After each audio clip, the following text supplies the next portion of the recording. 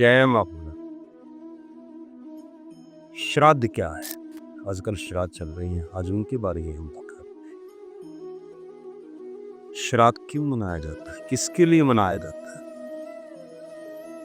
आश्विन मास के कृष्ण पक्ष में जो ये 15 दिन होते हैं कृष्ण पक्ष के, इसमें सभी पितृदेवता हमारे पृथ्वी पर। श्राद्ध श्रद्धा है उनके प्रति जिनके डीएनए से हम इस दुनिया में आए, जिनका नाम हमें प्राप्त हुआ, जिनके खानदान में हमने जन्म लिया, जिनकी प्रॉपर्टी का हम आनंद ले रहे हैं, जिन्होंने हमारा लालन पोषण किया। पितरों के श्राद्ध श्रद्धा से जुड़े हुए हैं।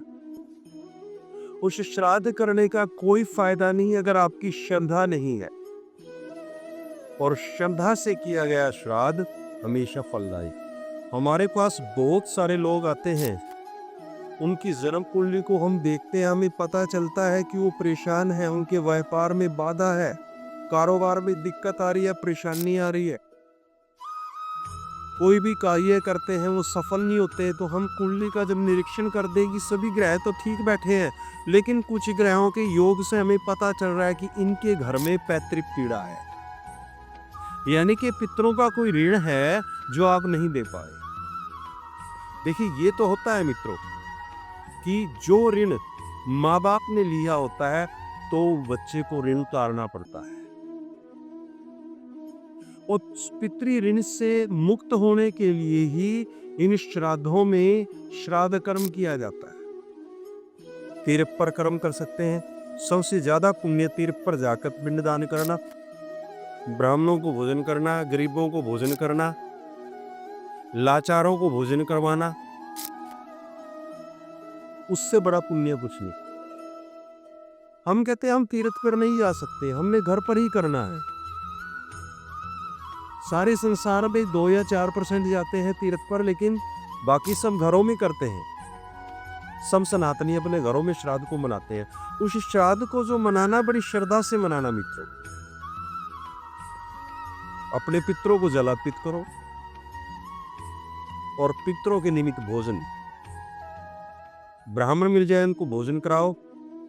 अगर किसी कारणवश ब्राह्मण नहीं मिल रहे हैं तो आप किसी मंदिर में, किसी गौशाला में दान कर सकते हैं, आप किसी अनाथ आश्रम में दान कर सकते हैं, किसी जरूरतमंद को भोजन करा सकते हैं।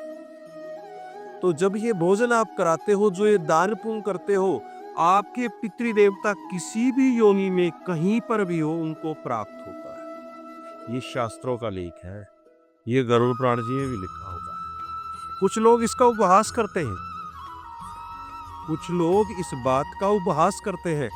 मैं उनसे पूछना चाहता हूं कि जब आप को कोई परेशानी होती है, आप किसी अपने धर्म स्थान पर कहीं भी जाते हैं और वहां पर किसी भी तीर्थ स्थल पर जाकर आप हाथ जोड़ के अपनी देवता, अपनी इष्ट देवता को प्रार्थना करते हैं कि परमपिता परमात्मा मेरा ये कार्य सिद्ध कर दो, मेरा बच्चा बीमार है उसको ठीक कर दो, मेरा भाई बीमार है उसको ठीक कर दो, मेरे कारोबार में दिक्कत है उसको ठीक कर दो। और वहीं से ऐसी कृपा आती है परमपिता परमात्मा की कि वो सब कुछ ठीक हो जाता है। तो आदमी कहता है मैं वहां गया था, वहां से मुझे कृपा प्राप्त हुई। वैसे ही श्राद्ध में अपने बड़े बुजुर्गों के प्रति हम उनकी प्रॉपर्टियां लेकर बैठ जाते हैं, उनका धन लेते हैं, सब कुछ कर लेते हैं, सब कुछ खाते हैं, पीते हैं, ऐश करते हैं, लेकिन जब श्राद्धों की बात आती है तो हम ये कहते हैं ये तो ढकोसले हैं। यही सबसे बड़ी हार है।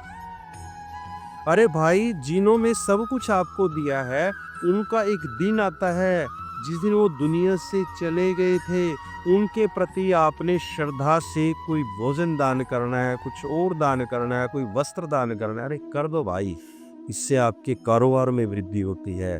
वो जब आशीर्वाद देते हैं, पितृ देवता मित्रों जब आशीर्वाद देते हैं, जिनके पितृ संतुष्ट होते हैं, उनके वंश में वृद्धि होती है, आयु में वृद्धि होती है, और हर तरह से उनको सुख समृद्धि मिलती है।